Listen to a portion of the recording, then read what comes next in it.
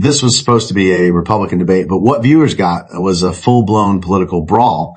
In one of the most explosive moments on the debate stage, Donald Trump and Marco Rubio went straight for each other's throats, trading accusations over illegal labor, bankruptcies, outsourcing jobs, and even a so-called fake university. There was shouting. There were interruptions. And at one point, Trump flat out told Rubio to be quiet. This exchange didn't just expose personal rivalries. It exposed the chaos and contradictions inside the Republican Party itself. Let's break down what really happened and why this moment still matters. For example, you're the only person on the stage that's ever been fined for hiring people to work on your projects illegally. You hired some workers from Poland. I'm the only one on the stage that's hired people. You haven't hired anybody. In fact, some of the people... By the way, I've hired tens of thousands of people over my job. You've hired 1,000 people You've from had another company, from another credit cards, etc. Let me say, let me finish this statement. This is important. You haven't hired one person. He hired workers from Poland, and he had to pay $1 million or so in a judgment.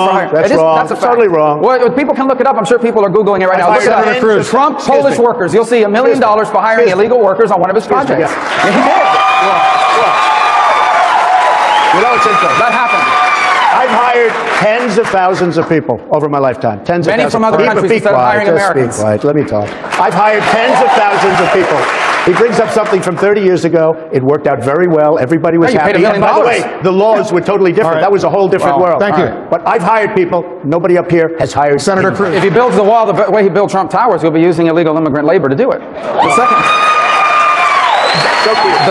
Such a cute soundbite. But no, it's not a soundbite. It's a fact. Again, go online and Google it. Donald Trump, Polish workers. You'll see it. The second thing about the trade war, I don't understand, because your ties and the clothes you make is made in Mexico and in China. So you're going to be starting a trade war against your own ties and your own suits. All right. You know why? Why don't you make them in America? Their currencies. No. They devalue their currencies. Well, then make them in America. That makes it well, you don't know anything about business. You lose on make them in America. You don't know anything about it because you're a lousy Well, I don't know anything about bankrupting four companies. No, You bankrupted four companies. I don't know anything about You know what?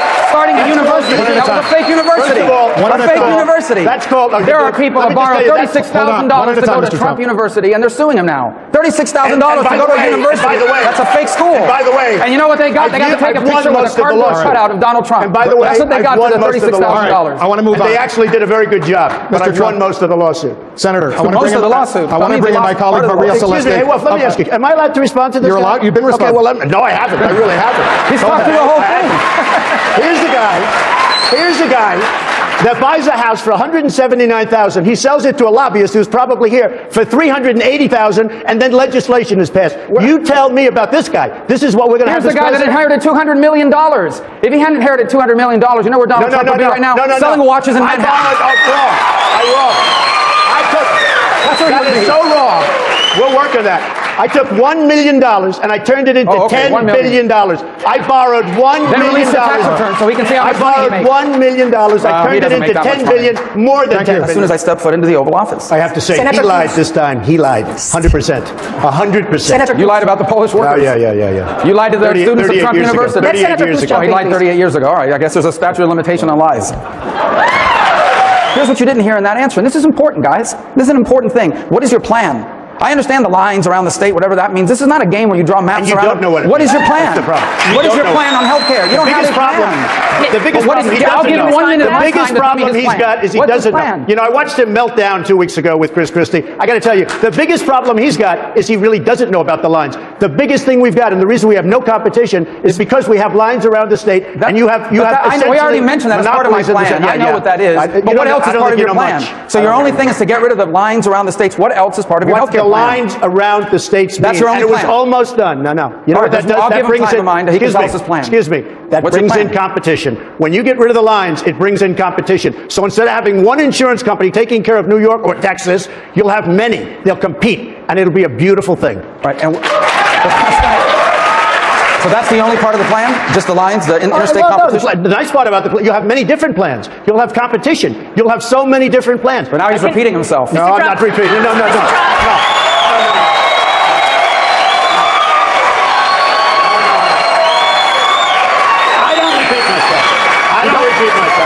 You don't repeat yourself. Here's the guy who repeats himself. You repeat yourself every day. They're talking about repeating. I watched him repeat himself 5 times 4 weeks ago. And I saw you repeat yourself 5 times 5 seconds ago. I watched him meltdown on the stage like I've never seen anybody. I thought he came out of a swimming pool. I said, well, let's talk about your plan. Every night. It says 5 things. Everyone's dumb. He's going to make America great again. We're going to win, win, win. He's winning in the polls. And the lines around the state. Every night. Same thing. Senator Rubio. I tell the truth. Senator Rubio, we will have time to respond. If you would just let Mr. Trump respond to what you just posed to him. Now, right? If you could talk a little bit more about your plan. I know you talked about No, we're going to have many different plans because there's going to be competition. Say it again. There's going to be competition. There is going to be competition among all of the states and the insurance companies. They're going to have many, many different plans. Is there anything else you would like to add to that? No, there's nothing to add. What's to add? In all fairness, Marco is not a negotiator. I watched him melt down, and I'll tell you, it was one of the saddest things I've ever seen. He is not going down. He thinks the Palestinian is a real estate deal. And these people may even be tougher than Chris Christie, okay? The Palestinians are not a real estate deal, Donald. Okay, no. A deal, They're not a real estate deal. Is a deal. Let me tell you, a deal is not a deal when you're dealing with terrorists. Have you ever negotiated with terrorists? You are not a negotiator.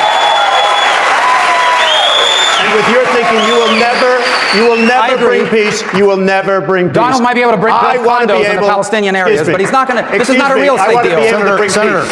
He will never be able to do it. I think I may be able to do it, although I will say this, probably the toughest deal of any kind is that particular. You've been funding liberal Democratic politicians, and by the way, I funded you. The reason funded him. You're welcome to have the check back. I funded this guy. Because let's be clear.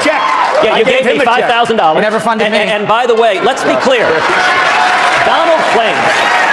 Donald claims to care about him. But he sent me his book with his autograph. Donald, I understand rules are very hard for you. They're very confusing. I have his book. Okay, on your reality TV show, not in. Thank you for the book. Donald, thank you for the book. Go ahead. Donald. This wasn't a debate. This was a political street fight. The exchange between Donald Trump and Marco Rubio instantly spiraled into one of the most chaotic moments of the Republican primary, and it revealed far more than either candidate probably intended. Rubio didn't just challenge Trump. He went straight for Trump's business record. Allegations about hiring undocumented workers, outsourcing jobs, bankruptcies, and Trump University weren't random attacks. They were targeted strikes aimed at dismantling Trump's core brand, the successful businessman. And for a moment, you could see Trump rattled. Instead of calmly disputing the claims, Trump leaned into interruption, dominance, and dismissal, telling Rubio to be quiet, brushing off documented cases as ancient history, and repeating the same line over and over. I've hired tens of thousands of people. That's not a defense. It's a deflection. Rubio, on the other hand, played prosecutor.